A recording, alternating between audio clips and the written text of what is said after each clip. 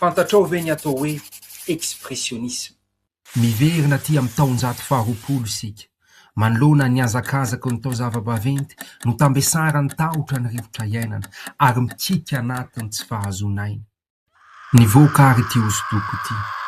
Ary tonga de nipaka tao anatiny ray mpimaso ny tahotra iombonana. Tao ambadik'io, Edvard Munch, mpisava lala ny firehana expressioniste, izay nahazo vahana tao Allemagne sy Autriche tany elanelan'ny taona 5 sy 20 Ary satria misy ny lalàna Murphy, de nipoka tao anatiny io fepitono ihany koa ny ady lehibe voalohany.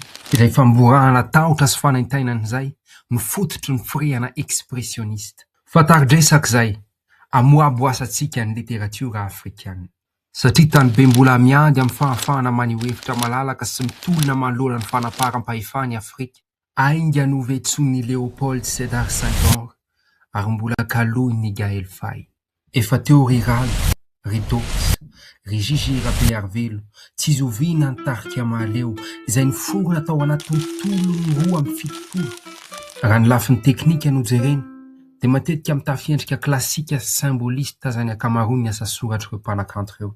Saingy miositra ao anatin'ny votoaty ary tsapany anaty fanehoan-kevitra ny firehana expressioniste. Ka nanambara mihitsy azy Nathalie Léger hoe fiandanina ny poésie. La poésie est une prise de position tao anatin'ny toram-po fanolorana ny boky Anthologie de la poésie africaine subsaharienne, boky amboara-tononkalo ary poeta afrikanina lasy vavy miisa 2 no mandrafitra azy. 4 amin'izy ireo ny malagasy. Mbola feno fery Afrika, ary zay fery zay na maharary sy mahamenatra, de tsy ho takomana na hafeno, fa aboraka, sahala ny mamboraka afty, ampamendrehana sy ampifoazan-tsaina, ho antso maro feo, ho an'ny fahatongavan-tsaina.